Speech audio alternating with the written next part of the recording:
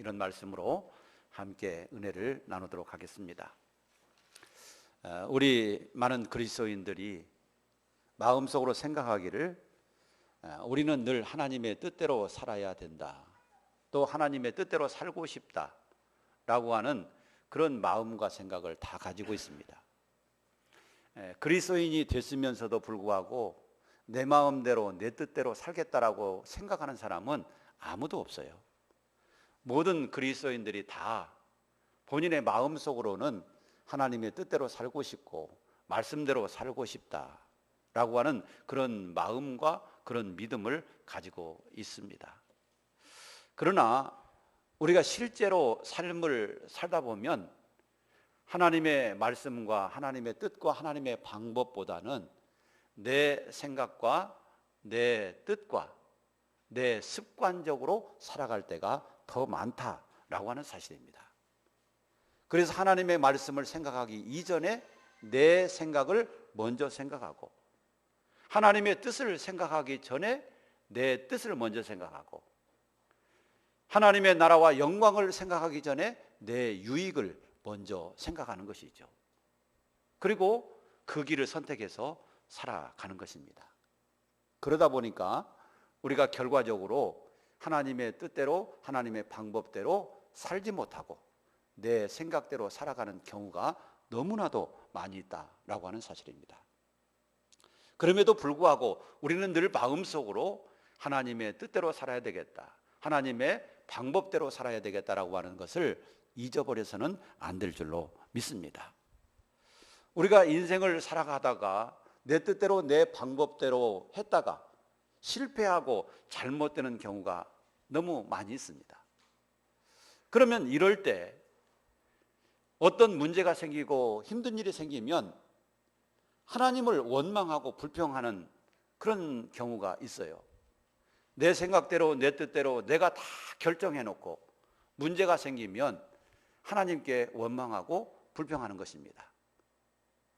여러분, 그런데 우리가 이 세상을 살아가면서 하나님의 방법대로 하나님의 뜻대로 살지 아니했다라고 한다면 우리가 그 책임도 우리 스스로 져야 될 것입니다. 오늘 성경 말씀 속에서 보면 다윗이 하나님의 법궤를 예루살렘으로 하나님의 성막으로 옮겨오는 과정을 볼 수가 있습니다. 그런데 다윗이 하나님의 법궤를 옮겨오는 과정 속에서 실패를 딛고 하나님의 법궤를 옮겨오는 모습을 보게 됩니다. 첫 번째 하나님의 법궤를 옮겨오려고 할 때는 자기의 생각, 자기의 방법대로 했습니다. 이렇게 했으면 되겠다, 이렇게 하면 좋을 것 같다 라고 하는 그런 방법을 선택해서 옮겨오다가 하나님의 법궤를 옮겨오지 못하고 결국 실패를 했어요. 그러다가 한동안 이 다윗이 실망도 하고 화도 나고, 그러다가 하나님의 법궤를 어떻게 옮겨와야 되는가 공부하기 시작했고 연구하기 시작했습니다. 그리고 하나님의 방법을 깨달았습니다. 그리고 하나님의 방법대로 법궤를 옮겨오게 된 것입니다.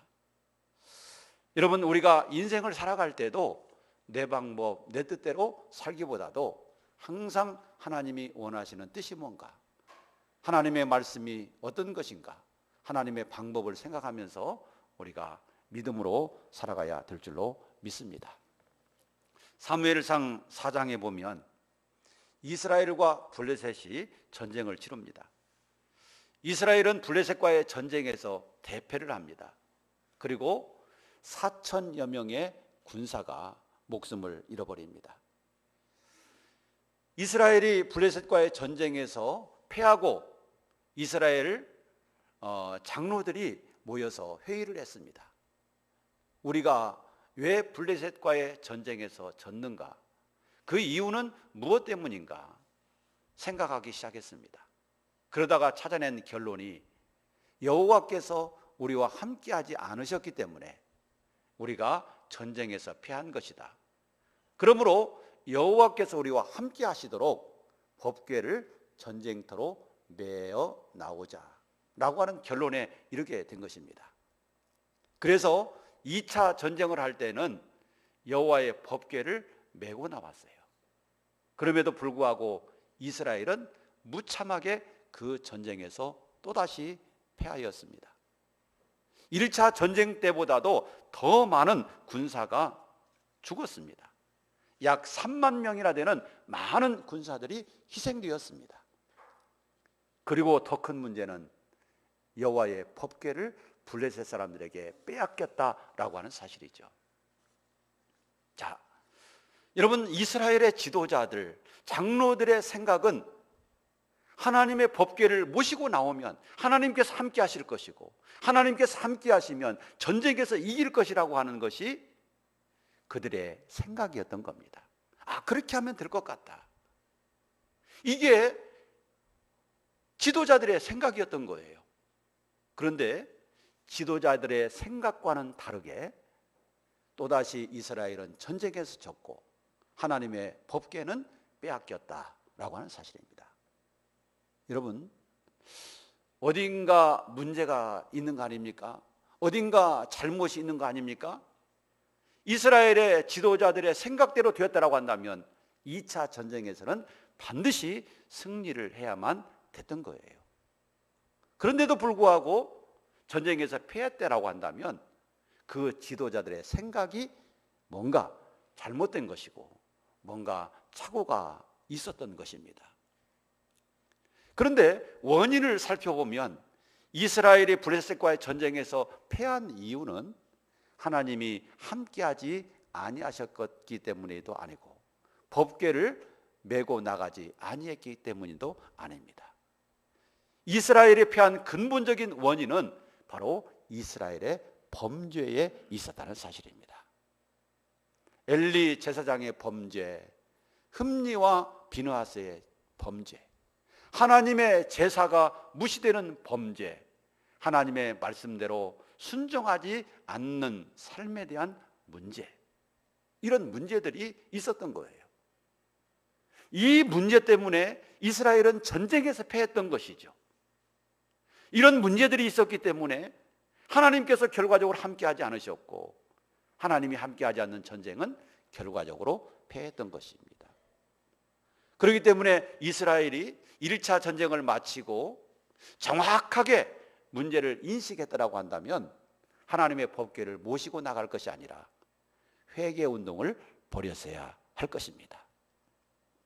우리 외의 죄와 허물을 용서해 달라고, 우리의 예배가 소홀해지고 제사가 멸시된 이 죄를 용서해 달라고, 그러면서 올바르게 하나님 앞에 제사를 드리고 하나님 앞에서 자기 자신들의 믿음을 바로 세워나가는 이 문제가 선행되었어야 된다라고 하는 것입니다. 그럴 때 하나님이 함께 하시고 그럴 때 도와주시는 거예요. 그런데 그런 것은 전혀 하지 않고 법궤만 모시고 나가면 되는 줄 알았어요. 그러다가 법궤를 모시고 나갔지만 2차 전쟁에서 더 많은 군사가 죽었고 여호와의 법궤까지 빼앗기고 말았다라고 하는 사실입니다. 여러분, 실패의 원인이 어디가 있습니까? 이스라엘의 실패의 원인은 하나님의 방법을 쫓지 않고 사람의 방법대로 모든 것을 처리했다가 그와 같은 결과를 가져오고 말았다라고 하는 사실이죠. 우리의 생각은 이렇게 하면 될 것 같아도 여러분, 하나님의 생각은 다르다는 걸 알아야 됩니다. 그렇기 때문에 항상 우리가 어떤 문제 앞에서도 하나님이 뭘 원하실까? 이걸 생각해야 되는 거예요. 여러분, 코로나19 때문에 지금 무척 힘든 시기를 보내고 있습니다. 국민도 국가도 세계 많은 나라들이 모두 힘든 상태에 있습니다. 이 문제를 앞에 두고 이 문제를 어떻게 해결해 나가야 될 것인가? 우리 예수 믿는 사람들은 하나님 앞에서 이 문제를 먼저 생각해야 될 것입니다. 사람의 생각, 사람의 방법을 따라서 하기 이전에 먼저 하나님의 뜻이 어디 있는가를 깊이 생각하고 하나님의 방법을 쫓아서 우리가 이 문제를 해결해 나가도록 기도해야 될 것이고, 지혜를 간구해야 될 것이고, 하나님의 뜻대로 해 나갈 때 하나님께서 은혜를 주시리라고 믿습니다. 여러분, 이스라엘의 문제가 무엇입니까? 하나님의 방법은 따로 있는데 사람의 방법을 쫓아서 문제를 해결해 나가려고 했다는 것이죠. 그래서 이스라엘은 1차 전쟁에서도 2차 전쟁에서도 실패를 하게 된 것입니다. 여러분, 언약궤를 빼앗아간 블레셋 사람들은 너무나도 기뻤겠죠. 여호와의 법궤가 전쟁마당에 들어왔을 때 이스라엘 백성들은 환호성을 저질렀습니다. 이야, 이제 여호와의 법궤가 왔다. 여호와의 법궤가 왔으므로 하나님이 우리와 반드시 함께 하실 것이다. 이번 전쟁에서는 우리가 반드시 승리한다. 그러면서 이스라엘 군사들은 막 환호성을 질렀습니다. 그 반면에 블레셋 사람들은 기가 죽었습니다. 큰일 났다. 전쟁에 능한 여호와, 이스라엘 사람들이 전능하다고 믿는 그 여호와, 그 신이 이제 전쟁 중에 나왔으니 이제 우리 블레셋 군사들은 큰일 났다. 그래서 겁을 먹었습니다. 두려워하였습니다. 그러나 전쟁은 하지 않을 수가 없었겠지요. 블레셋 지도자들은 이렇게 얘기를 했습니다. 그들의 신 여호와가 전쟁마당에 나왔지만 우리가 그래도 용기를 내어서 힘써 전쟁을 하자. 이 전쟁에 최선을 다하자. 그러고 전투를 벌였습니다. 그리고 블레셋은 승리했고 이스라엘 군사 3만여 명은 죽었고 여호와의 법궤는 블레셋 사람들에게 빼앗긴 거예요. 블레셋의 입장에서 보면 정말 놀라운 승리를 거두게 된 것이죠. 그래서 블레셋 사람들은 기뻤습니다. 좋았습니다. 즐거웠습니다. 그리고 자기들이 빼앗은 법궤를 자기들의 신 다곤에게 바쳤습니다. 우리에게 승리를 주신 분은 다곤신이다. 우리가 믿는 다곤신이 이스라엘의 신 여호와를 이겼다. 그리고 그 여호와의 법궤를 우리가 전리품으로 빼앗았다. 그리고 이 법궤를 우리의 신, 우리를 전쟁에서 이기게 한 다곤신에게 드립니다 라고 하는 그런 의미로 다곤신 앞에 법궤를 바쳤던 거예요. 여러분, 이스라엘에게서는 얼마나 큰 망신입니까? 그러나 블레셋 사람들은 막 기뻐서 환호성을 저지르게 된 것입니다. 이렇게 법궤를 빼앗아 놓고 자기들의 신 다곤 앞에 하나님의 법궤를 바쳤는데 무슨 일이 벌어집니까? 하룻밤 자고 났더니 여호와의 법궤 앞에 다곤신이 큰 절을 올리고 있는 겁니다. 납작 엎드려서, 무릎을 꿇고 납작 엎드려서 머리를 하나님의 법궤 앞에 내려놓고 큰 절을 하듯이 그렇게 엎드려져 있는 겁니다. 아침에 다곤의 제사장들이 제사를 드리려고 들어와 보니까 다곤신이 여호와의 궤 앞에 그렇게 엎드려져 있는 겁니다. 그래서 제사장들이 다곤신을 올바르게 세워놨어요. 이게 웬일인가, 무슨 일인가 싶기도 했겠지만 무슨 일인지 몰라서 그냥 다곤신을 올바르게 세워놨던 겁니다. 그리고 하룻밤이 더 지나갔습니다. 그런데 그 다음 날은 더 큰 일이 벌어졌습니다. 다곤신이 토막토막 다 잘려져 가지고 머리는 머리대로, 손은 손대로 다 잘려져 가지고 여기저기 흩어져 있고 몸뚱이만 남아 있었던 겁니다. 그래서 그들은 생각했습니다.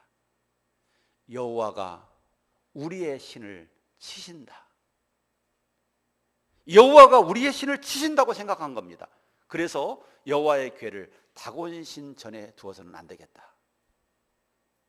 다곤신 전 밖으로 빼내야 되겠다라고 하는 생각을 하게 된 것입니다. 사랑하는 여러분, 여호와 하나님이 무능한 하나님입니까? 능력이 없고 힘이 없어서 블레셋 사람들에게 법궤를 빼앗기게 한 것입니까? 그게 아닙니다. 하나님의 법궤가 빼앗겼던 것은 하나님이 무능해서도 아니고 할 수 없어서도 아니라 그 문제는 이스라엘의 죄의 문제 때문에 그렇게 된 겁니다. 그러나 여호와의 법궤는 블레셋 사람들이 가져가지만 블레셋 땅에서 여호와 하나님은 무시당하지 않았던 겁니다.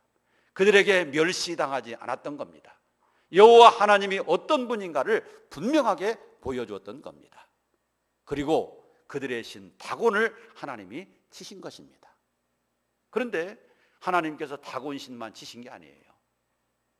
여호와의 법궤가 있는 가드, 그 도성에 하나님께서 재앙을 내리시는데 독종의 재앙을 내리십니다. 아마 이 코로나와 같은 똑같은 것은 아닐지 모르겠지만 이렇게 비슷한 막 독종을 내리시는 거예요. 그러니까 그곳에 있는 사람들이 큰일 났다. 이곳에 여호와의 궤를 두어서는 안 되겠다. 다른 곳으로 보내자. 그래서 가사로 보냈습니다. 그런데 하나님이 그 가사에도 또 독종의 재앙을 내리시는 겁니다. 그래서 가사 사람들도 아이고 큰일 났다. 여호와의 법궤를 여기서 두어서는 안 되겠다 하고 다시 다른 곳으로 보내려고 하는데 이제 다른 곳의 사람들이 막 난리를 내는 겁니다. 여호와의 법궤를 우리 고장으로 오게 할 수 없습니다. 반대합니다. 왜? 여호와의 법궤가 왔다가는 가드나 가사처럼 큰일 날 것이기 때문에 그렇습니다. 그래서 하는 수 없이 여호와의 법궤를 이스라엘로 돌려보내자. 그런데 돌려보낼 때는 그냥 돌려보내는 것이 아니라 이 독종의 재앙이 여호와께로부터 왔는지 아니면 우연인지 이걸 알아야 되겠다. 그런데 그 방법으로 새 수레를 만들어서 거기에 여호와의 법궤를 싣고 그 수레를 끌 소를 선택하는데 새끼 딸린 2마리 암소를 선택하자. 그래서 새끼는 집에 남겨두고 어미소만 수레를 메어서 끌고 가게 하자.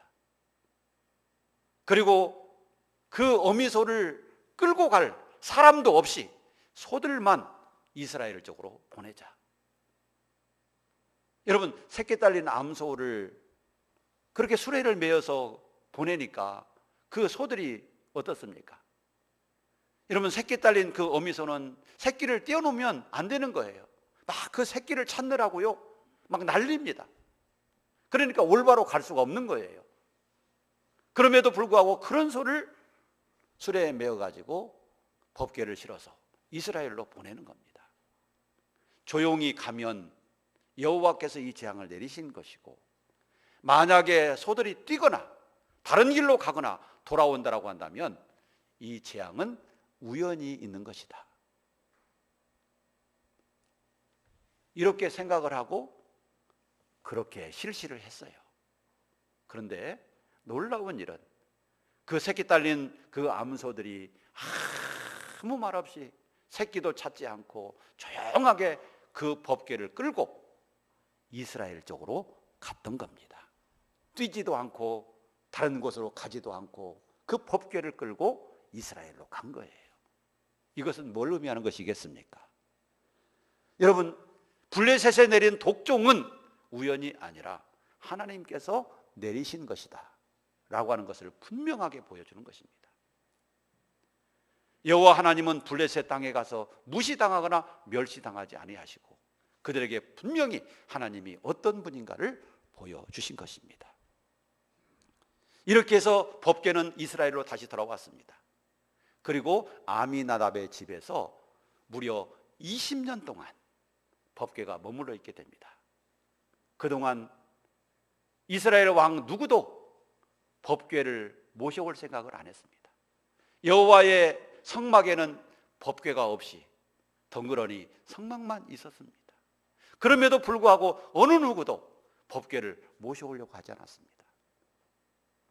그런데 사울 왕이 죽고 다윗이 왕이 된 뒤에 여호와의 법궤를 모셔오려고 계획을 했습니다.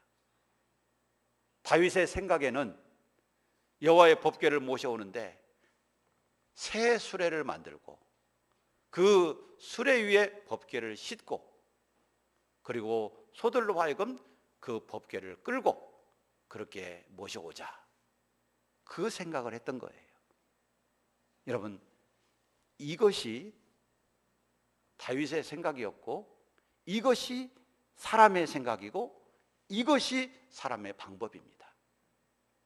그런데 하나님의 방법, 하나님의 생각은 다른 겁니다. 하나님의 말씀은 다른 겁니다. 여러분, 하나님의 말씀은 그게 아니에요. 하나님의 말씀은 하나님의 법궤를 옮길 때에 새 수레에 싣고 소들이 끌고 그렇게 올라가는 것이 아닙니다. 하나님의 말씀에는, 하나님의 법궤를 옮길 때에는 하나님의 제사장들이 성막에 들어가서 휘장을 걷어서 그 성막을 덮고 그와 자손들이 그 법궤를 메고 이동을 하는 겁니다. 이게 하나님의 방법입니다. 그런데 다윗의 생각, 다윗의 방법은 수레에 싣고 소들이 끌고 가도록 했던 거예요. 이게 차이가 있는 겁니다. 사람의 방법대로 그렇게 법궤를 옮겨갑니다. 그런데 나곤의 타작마당에 이르렀을 때 갑자기 막 소들이 뛰기 시작한 거예요. 그러니까 법궤가 수레에서 막 넘어지려고 하니까 뒤따르던 우사가 넘어지지 말라고 그 수레를 붙잡은 겁니다. 그런데 하나님께서 수레를 붙잡았던 우사를 치신 거예요. 그러므로 말미암아 그 자리에서 우사는 죽음을 당하게 되었습니다. 여러분, 우사는 선한 의도에서 법궤를 붙잡은 것이죠. 법궤가 넘어지면 부서질 것 같고 그래서 못 넘어지게 하기 위해서 법궤를 붙잡은 거예요. 선한 의도잖아요. 그럼에도 불구하고 하나님은 우사를 치신 것입니다.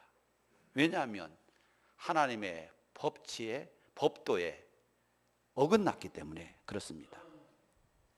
민수기 4장 15절 말씀에 보면 이렇게 말씀하고 있습니다.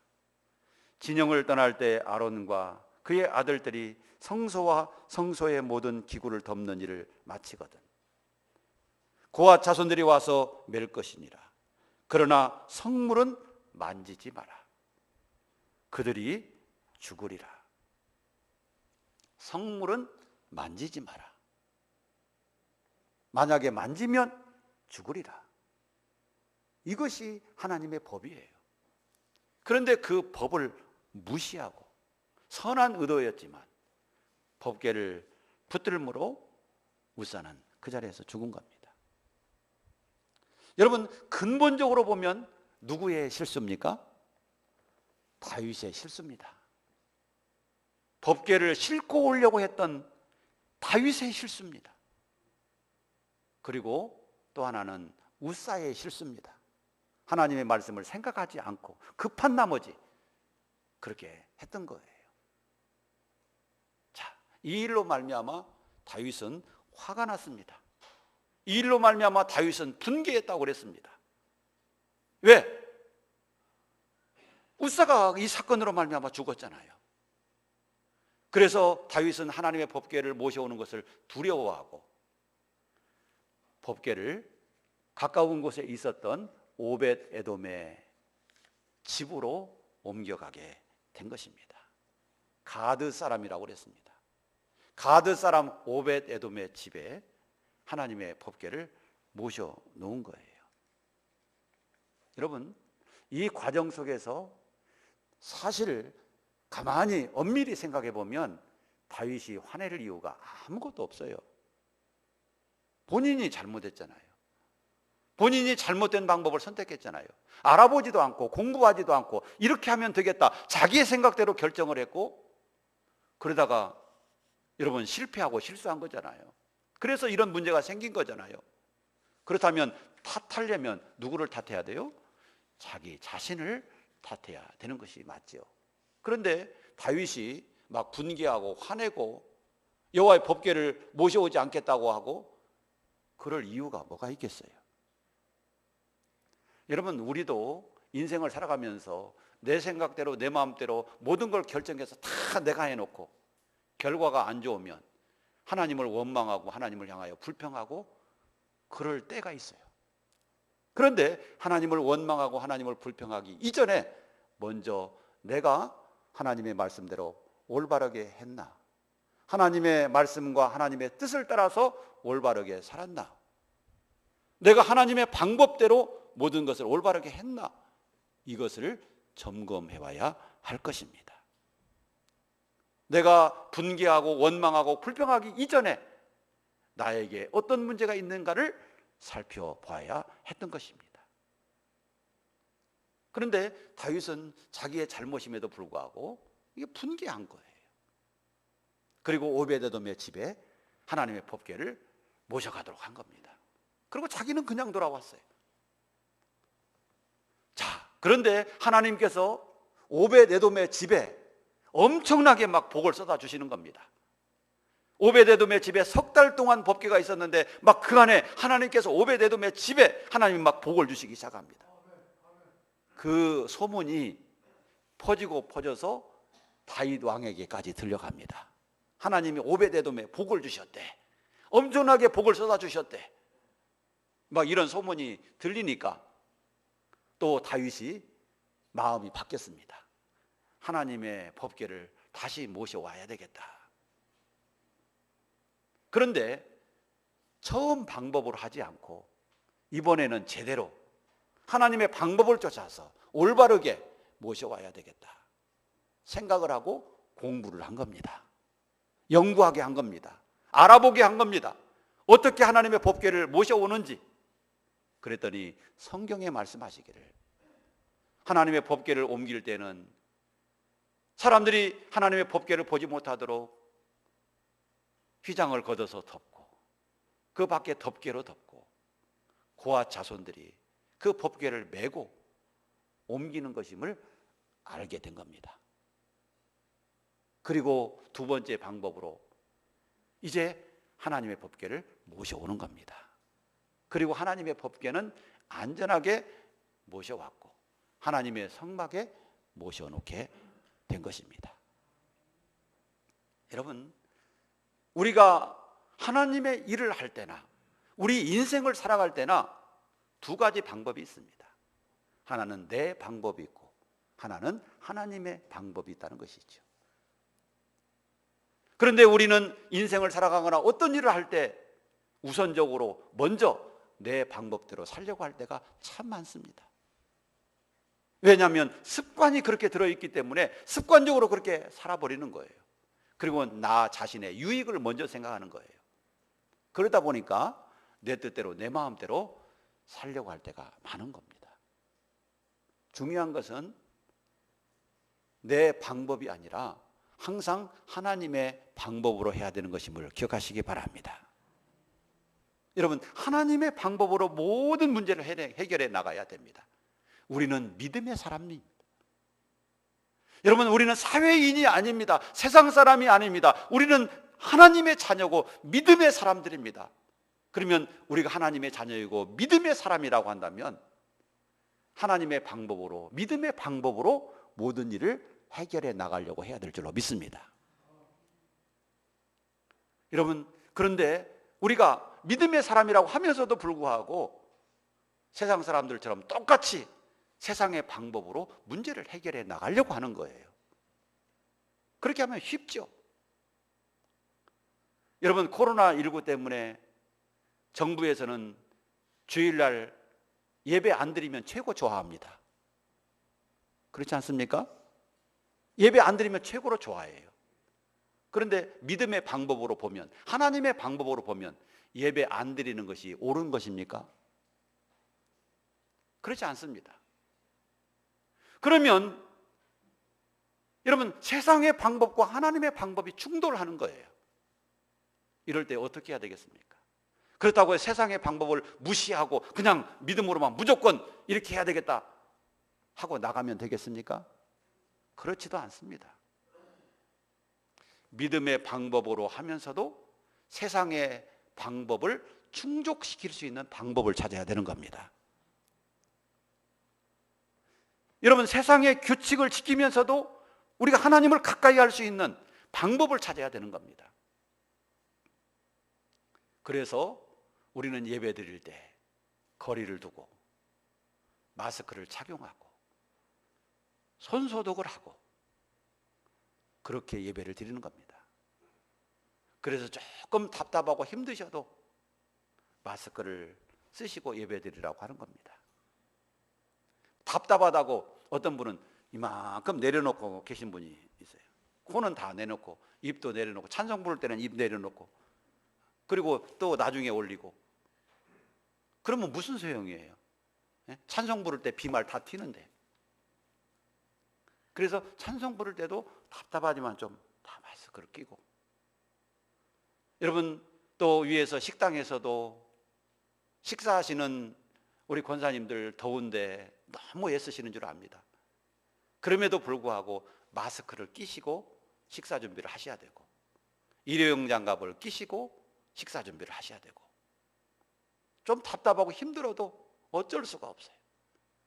그리고 말도 하지 않고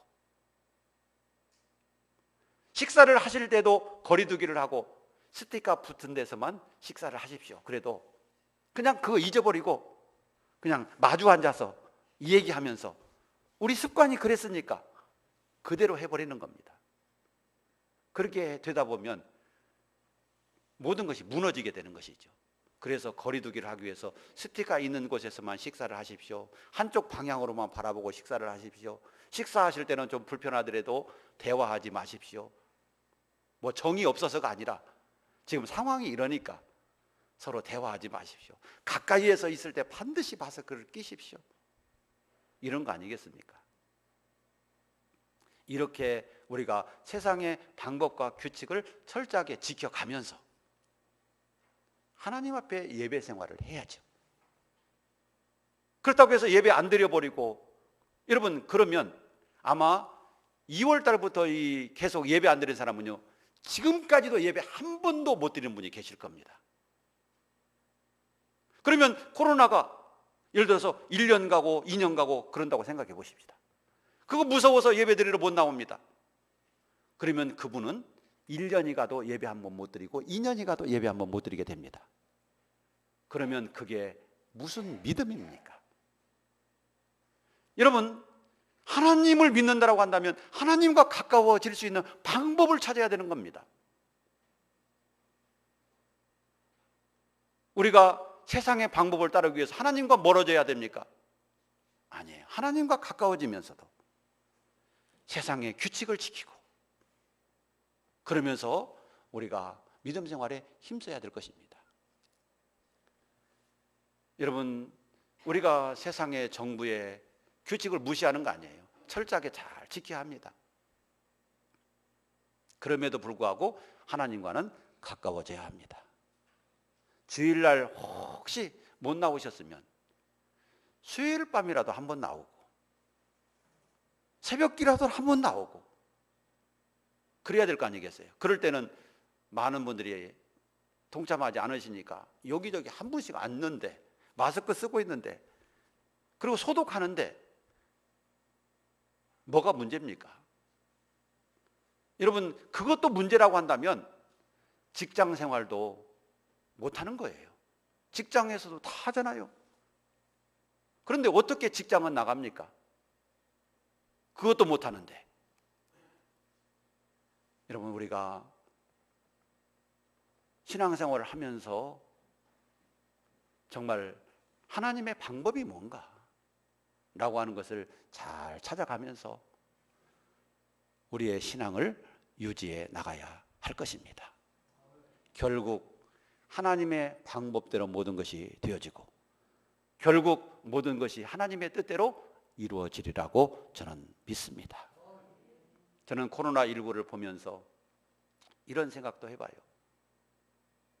자, 이것이 우리의 믿음을 시험하는 시험대라면, 이 코로나가 우리의 믿음을 시험하는 테스트, 시험이라고 한다면 어떻게 해야 될까?